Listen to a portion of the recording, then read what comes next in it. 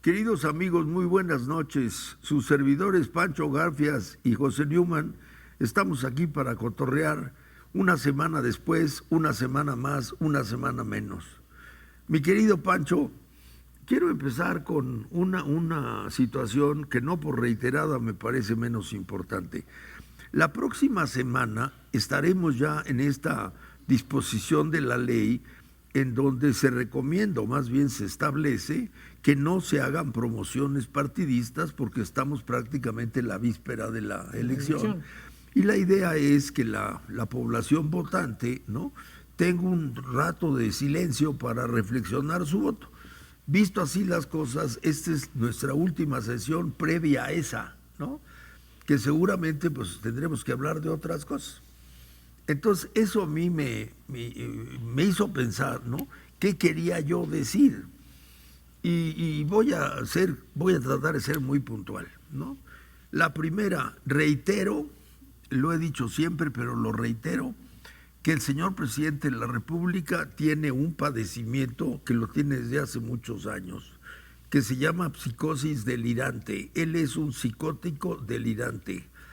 Esta enfermedad es lo que explica rasgos de su carácter. Lo mismo es seductor, dicharachero, platicador, y en ese sentido inspira simpatía a un auditorio abierto por su capacidad de plática. Lo mismo es imaginativo, y entonces imagina cosas y da por hecho las cosas que imagina. Pero del mismo modo que es eso, ¿no?, también distorsiona, y del mismo modo que distorsiona, niega, y del mismo modo que niega, miente, y del mismo modo que niega, si el que pasa de seducido a dudoso, pues entonces él es colérico, se enoja, y entonces se convierte en un seductor amenazante. Este es su padecimiento, y quiero reiterarlo como número uno de toda la historia, porque lo hemos vivido no 6 años, sino 30 años. Los últimos 6, por obvias razones, no solamente porque son los 6 últimos, sino porque han sido los años en el poder, la sintomatología es más notoria, más grande, más ampliada y más, digamos, más importante para la vida nacional. Pero a lo que me refiero es, quiero decir una cosa, y es, si bien hay indicadores que la oposición ha crecido, eso es indiscutible, y las ciudades son testimonio de ello, y la marcha del domingo pasado fue una prueba de ello, y hay la razón, digamos, creíble de que hay mucho voto oculto. No por ello todos sabemos que sigue habiendo mucho voto a favor de Morena.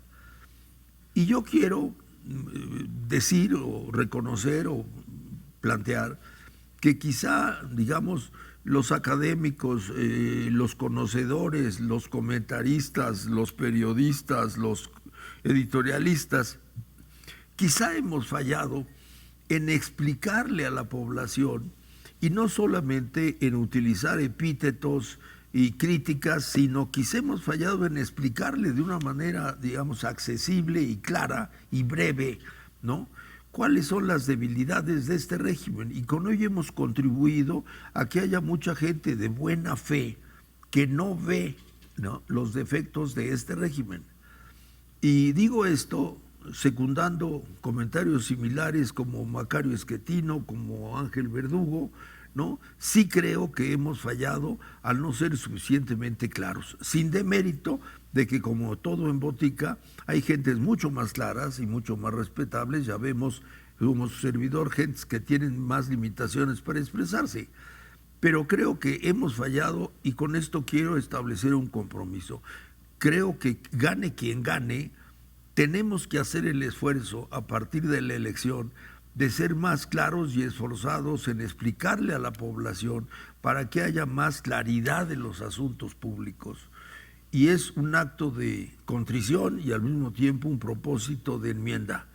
Pero dime tú cómo la ves, Pancho. Pues mira, yo de esta confusión de la que estás hablando, que es real, que existe, viene a partir de este sistema de encuestas que tenemos, y de los resultados tan diversos que dan. Hay algunas que le dan hasta 30 puntos de ventaja a Claudia Sheinbaum, y hay otras que dicen, las menos, que va a ganar Xóchitl Gálvez por un margen muy pequeño. México Elige, Massive Caller. Yo creo que esta elección debe servirnos para determinar que hay que regular estas encuestas, castigar a las encuestas que, como ha sucedido en otros países, lo vimos con Erdogan en Turquía, lo vimos en Portugal con el Partido Socialista, lo vimos incluso en Guatemala con Bernardo Arévalo, que los daban a todos abajo. El Partido Socialista iba a 30 puntos arriba en Portugal. Erdogan, que era el gran, perdió. Entonces, esto a partir de la percepción que se crea por las encuestas. Entonces, yo empezaría por ahí, es decir, regular las encuestas. Y las que fallen por más, tantos puntos o más, pues que desaparezca. Tiene que haber, de alguna manera, porque es un engaño a la gente, Pepe. Tú y yo sabemos, y toda la gente sabe, los que nos escuchan saben, que las encuestas funcionan con dinero. Y que las encuestas, como diría Zapata, son de quien las pagan. Pues sí. Ahorita que dices eso, se me antoja hacer el símil, ¿no? Es como la publicidad que pudieron hacer los laboratorios médicos, ¿no? En el afán de vender, como en este caso, en el afán de contratar las encuestas, ¿no? Podrían publicar que este medicamento cura el cáncer, cura la calvicie, cura el enanismo, ¿no? Y con ello inducir a que la gente que necesita esos remedios se fuera a comprar rápidamente esos productos y sin embargo lo dijeran sin base o sin base suficiente. Sería un engaño a la población. Yo creo que esto es una cosa similar, ¿no? Porque finalmente influencia, ¿no?, el sentir de la población y orienta el sentido de su voto. Sí creo que estamos ante una situación de engaño y debe ser regulada. Coincido plenamente contigo. Hablabas de la necesidad de exponer claramente, bueno, desde nuestro punto de vista, lo que significa esta elección. Claro. Yo te puedo decir que esta elección para mí significa, si votas por Morena, es un voto en contra de la división de poderes. Tenemos detrás un famoso plan C que está planteando que los ministros de la Suprema Corte de Justicia sean electos en urna. Tú te imaginas, no solo los ministros, jueces y magistrados. Imagínate, vamos a poner un juez en Chiapas. Claro. ¿Quién va a poner al candidato si no es el crimen organizado? El presidente se enoja, hace coraje, dice que son mentiras de los medios, ¿qué tal? Pero la realidad, que todos sabemos, es que una parte del territorio nacional es controlada por los grupos del crimen organizado.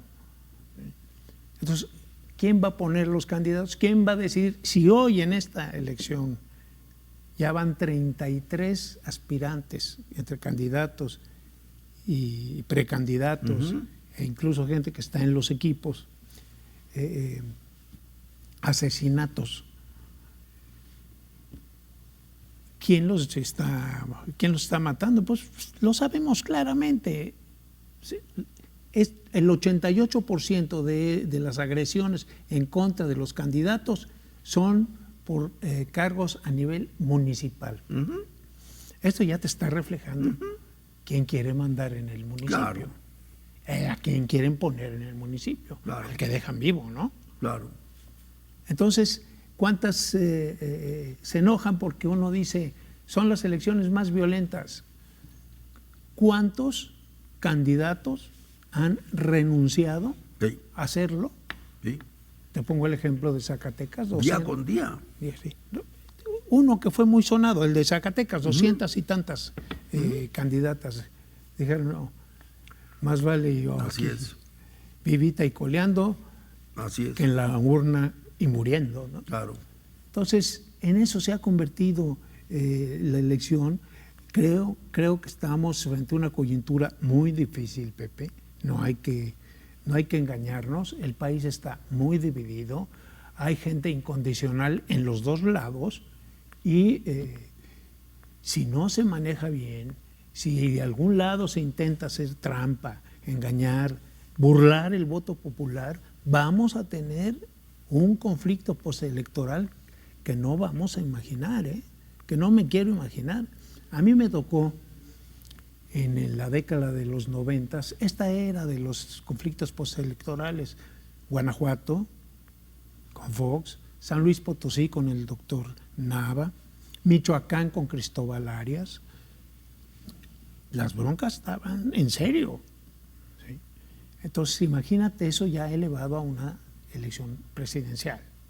No quiero ni imaginarlo, ¿no? Eso por una parte. Y ya cada quien irá decantándose por uno u otro lado de acuerdo a su preferencia electoral, ¿no?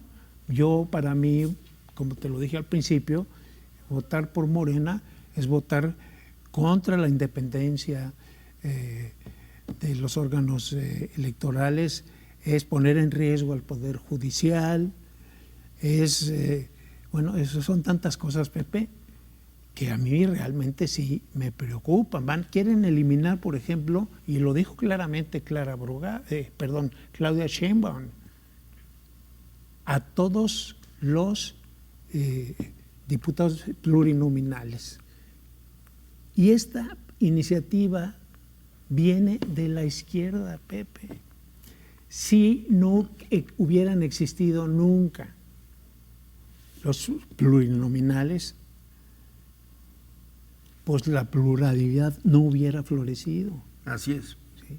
Todos esos próceres que estuvieron en la Cámara de la oposición, que ayudaron al cambio en México, de aquel México con sistema de partido dominante que duró casi 70 y tantos años, pues no hubiera ocurrido si no hubiera existido en el Congreso esa oposición que poco a poco fue ganando terreno, ¿sí?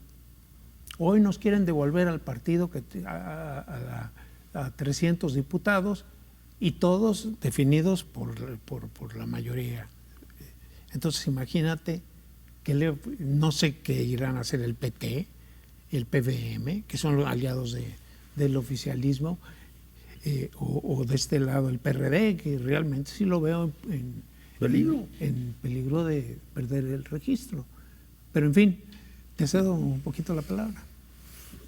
Si yo tuviera que hacer un resumen, yo diría lo siguiente.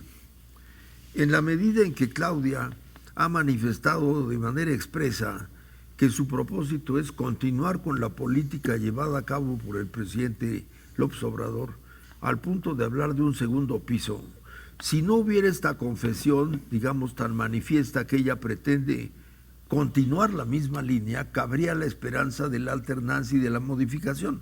Pero toda vez que su afirmación es que pretende continuar, entonces yo volvería sobre cuáles han sido, a mi ver, los grandes efectos de este régimen. Y yo diría 6 cosas rapidísimamente, ¿no? La primera y más elemental es, el señor presidente a su llegada literalmente se deshizo de muchísimas gentes que trabajaban en el gobierno por la simple razón de que quería sustituirlas por gente leales a él. Con lo cual, el gobierno, como aparato administrativo, perdió gente con experiencia, con tradición y con una habilidad que había adquirido a lo largo de los años, y eso empobreció la administración pública, número 1. Número 2, en lo económico, su política ha sido, a mi ver, totalmente irresponsable, demagógica, porque ha lanzado programas cuyo efecto era simplemente ganar votos, ¿no? Las llamadas pensiones, que no son pensiones, sino son subvenciones, ¿no? Es demagógica porque es insostenible. Con el paso del tiempo, el número de gente mayor de 65 va a crecer. ¿Y de dónde va a sacar el dinero? Paréntesis, ¿Sí? Una de las promesas es bajarlo a 60. A eso decía, ¿no? Si los de 65 van a crecer y lo bajas a 60, ¿de dónde va a salir tal vez un gasto, digamos, es una erogación irresponsable, ¿no? Sus grandes obras, desde la cancelación del aeropuerto, fue un acto demagógico. Lo que quería era hacer sentir que él, antes de llegar a la toma de posición, estaba ejerciendo el poder. Fue un acto de desplante demagógico producto de un loco. Eso fue lo que fue, ¿no? Y en ese sentido la economía pues lo ha resentido, ¿no? La deuda del país casi se ha duplicado. ¿Y para qué le sigo? Del mismo modo, ha desestimulado la atracción de la inversión privada. En fin, en materia económica tiene muchos problemas y mucho que desear, al punto de que la crisis está a la vuelta de la esquina. En tercer lugar, la atención a los servicios de salud, a los servicios educativos, a la industria agropecuaria, al sistema de comunicaciones del país, al problema del agua, al problema de la transición climática. En fin, han sido temas muy descuidadamente manejados, con las consecuencias del caso. 4. El 4 tiene que ver con este delirio, ¿no?, al que tú te has referido. El señor presidente no tolera, simplemente no tolera, y aquí se ve un rasgo muy acusado de su trastorno, cualquier discrepancia. Ya no digamos oposición, discrepancia. La expresión que ha manifestado cuando manda una iniciativa de que no le cambien una coma, ¿no?, lo que está mostrando es intolerancia a que le cambien una coma, ya no digamos que le cuestionen, ¿no? Entonces, y déjame decirte que yo, que voy constantemente al Congreso, es lo que ocurre. Increíblemente no le mueven una coma. Así es. Y como son mayoría, se imponen. Así es. Nos queda un minuto, apúrale. Así es. Entonces, esa intolerancia a cualquier contrapeso, a cualquier organismo autónomo, a todo aquello que no es que se le oponga, sino que en un sistema democrático es un sistema de pesos y contrapesos. A él no le gustan. Su delirio es tal que simplemente no tolera algo que piense alguien que piense diferente. 5, ¿no? El 5 tiene que ver con lo que tú dices, la amenaza de su plan C, que ya tú expresaste muy claramente, y de seguir por donde quiere seguir Claudia, vamos hacia allá. La desaparición de los contrapesos, con lo que eso quiere decir, ¿no? El gobierno de una fuerza que va a hacer lo que se le pega, le gana sin ningún contrapeso. Y 6, ¿no? Esta pasividad, lo mismo frente a la delincuencia que frente a la corrupción, ¿no? Él tiene todo un rollo según el cual él está atendiendo las causas, sí, pero en la práctica lo que estamos viendo es que la delincuencia ha crecido de manera terrible, ¿no? Y eso no es más que la consecuencia de una inacción o de una acción ineficaz.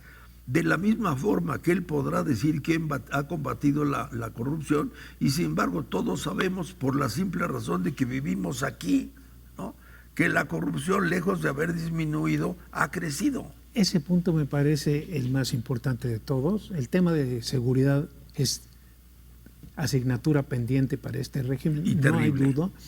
Esta política de abrazos no balazos que está encubriendo una política permisiva hacia el crimen organizado, porque no podemos llamarla de otra manera, Pepe. Les permiten hacer, desfilan enseñando las armas, parecen ejército ahí, camioneta tras camioneta, blindados, se visten de soldados, en fin, y el gobierno como si nada estuviera pasando en su territorio. Este tema es el tema, a mi juicio, de esta elección. Es decir, México no merece la inseguridad que estamos viviendo, no merece 185,000 muertos en 6 años, no merece 50,000 desaparecidos, que son los que aceptan, no merece este desdén que ha mostrado el presidente hacia las madres buscadoras que andan tras sus hijos.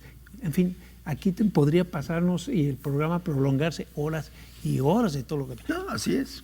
Y, perdón que lo diga, que generalice los insultos y los agravios contra periodistas que no están con él, contra intelectuales a los que de plano los trata casi como basura. Es una intolerancia enfermiza. Pero esto que tú dices, para cerrar el programa, que ya nos están pidiendo que nos vayamos, ¿no?, quisiera hacer énfasis porque creo que vale mucho la pena lo que tú insistes, ¿no? La tolerancia que se ha tenido para con la corrupción, si no es que el fomento, y la tolerancia que se ha tenido para la delincuencia, si no es que el fomento, significa una pasividad criminal, ¿no?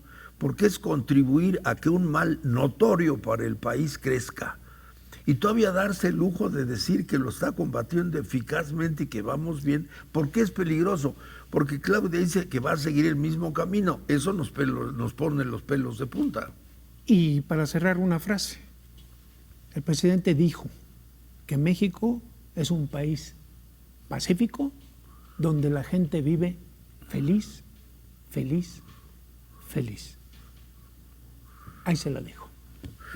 Pues una semana menos, una semana más. Una vez más hacemos nuestra recatada invitación a que los electores que nos han favorecido con su atención piensen y reflexionen en su voto. Es nuestro instrumento para regular el país y para hacernos de un país mejor. Equivocarnos tiene altísimos costos. Nos hemos equivocado muchas veces. Yo creo que tenemos que tener especial cuidado en no volvernos a equivocar, por lo menos de este tamaño que ha sido realmente infame. Pancho, nos despedimos la próxima semana aquí. Y como la semana que entra no podemos, les hacemos antes de irnos un llamado: no salgan a votar, por favor.